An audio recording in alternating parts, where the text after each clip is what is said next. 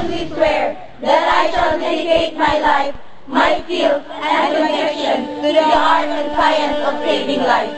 That I shall fully reckon the mental, psychological, emotional, and physical demands of this chosen vocation. That I shall uphold the intellectual integrity.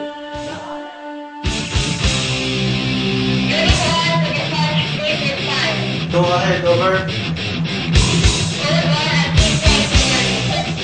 Acknowledge Unit 1, IA Unit in General, prepare 5 minutes, standby over.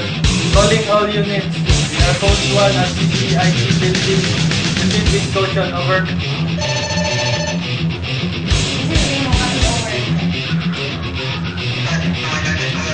Copy that.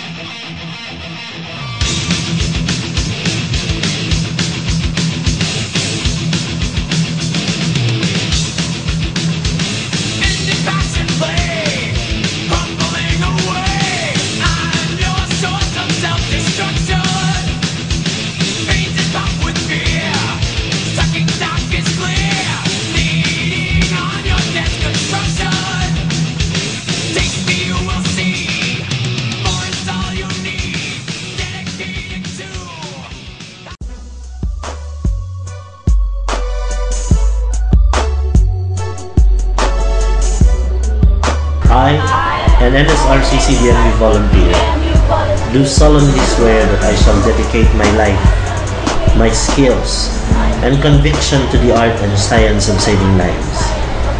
That I shall fully reckon the mental, psychological, emotional, and physical demands of this chosen vocation. That I shall uphold the intellectual integrity, the honor of the humanitarian service, the purity of science, the ethics of life-saving, and teamwork in the world of rescue. That I shall address the needs of every distressed soul regardless of creed, color, race, religion, and cultural attachment. That while it is satisfying, the road to any rescue operation is mainly narrow and steep, and its avenue is mostly complex and gory, provoking my province of safety, security, and survival. That I shall care for those who are in pain, those who are bleeding, those who are depressed, those who are maimed, those who are suffering from loss of loved ones, as it is my description and definition. That I shall greet each day with thanksgiving to the Almighty as a miracle of another life. That each day of waking up is again a day of re-educating myself and refreshing that bond of brotherhood among rescuers. A bonus that I have overcome death and infirmity yesterday. That I am given a day more to save more. That I shall advocate kindness as the answer to both arrogance and aggression. That whatever the world will offer to me and to my profession, I shall always tread the straight and constricted path of kindness. Uphold what is kind, however unpopular it may be. While I am in the avenue of saving lives, I am also bound to protect Mother Earth as a part of the totality in alleviating the pain of humanity. I now pledge before God and my fellow NSRCC DMU volunteers that rescue is my way of life. It is a language I dream and pray. It is my prayer to life sustainer.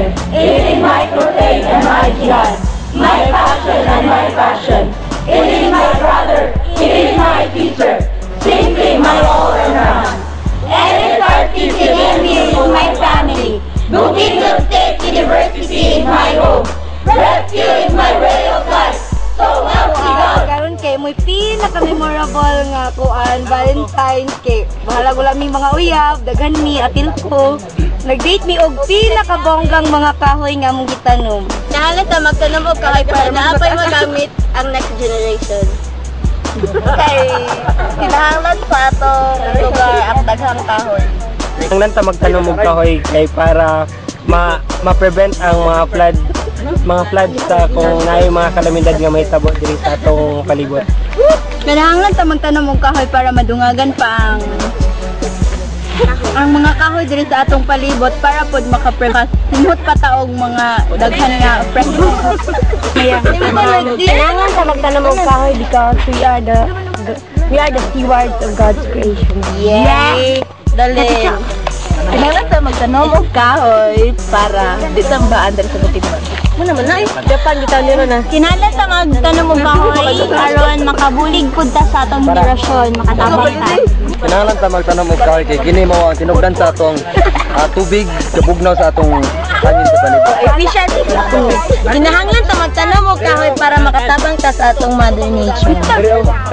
Kinahanglan ta magtanom og kahoy kay for everything nga ginagamitan atong kahoy kay it is our responsibility nga ibalik sa nature. Kailangan ta magtanom og kahoy para mas maprotektahan pa nato ang mother nature, para ma-preserve pa pud ang mga karaan ng mga kanadto pa ng mga kahoy. One tree can save a million lives. Kinahanglan ta magtanom og kahoy para ma-preserve ang katugnaw. Kinahanglan ta magtanom og kahoy para dili tay pa-push up ni tatay. 70 ka push up. We need to plant trees because it's our obligation to Mother Nature. It is our obligation to the next generation. Ano sa ta dapat magtanom dapat 20 years ago. So wala tayo lain pwede i-blame sa kalamidad na sa balay-balay. Kita na ito. Prevent those disasters, tanan, epekto sa climate change. Kita matag-usa kinahanglan magtanom og kahoy. This is not a job for us. We love this thing that we do. To Mother Nature, NSCP, NSRC, CDLU,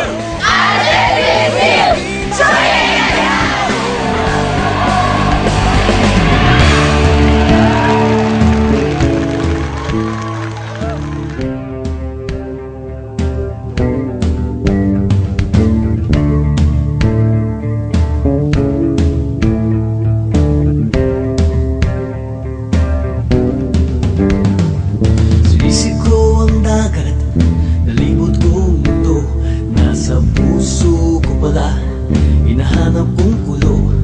Ilang beses na akong muntigang mamatay, o alam ko ang sekreto, kaya't nandito ba't buhay. O sabi nila, may anting-anting ako, pero di nila alam na Diyos ang